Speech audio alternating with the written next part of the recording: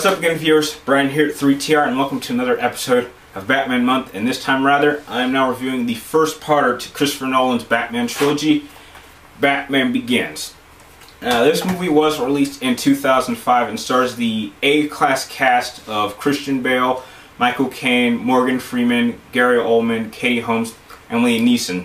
And the plot to Batman Begins goes over Batman's origins, or Bruce's origins to be more correct, of exactly where his fear of bats came from, how the death of his parents traumatized him, and that at first he blamed himself because it was his fear that caused his parents to die.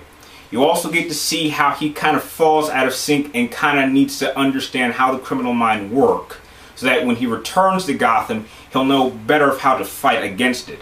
And you also get to see not only where his gadgets came from and how they work, you also get to see his very excessive training that he needed to use to fight the criminals of Gotham, and to use fear itself to turn fear against those who prey on the fearful. And fear is very well told in this movie.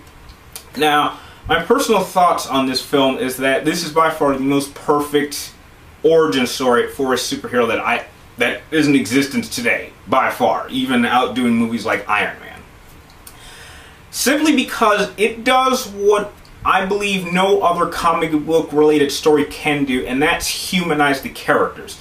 Yeah, most comic book fans want to see the character they've read in comic books on screen, but it really takes a really great director like Christopher Nolan and screenwriters to take a character such as Bruce Wayne and bring him into the real world and actually get to see all the parts of his life, and to see that he is no different than the rest of us. He goes through all these very human emotions and events that would affect any of us, and we get to see how he handles that and how he incorporates that into his life, and how he becomes Batman, and how Batman will do everything he can to inspire good without having to go cross-line and kill people.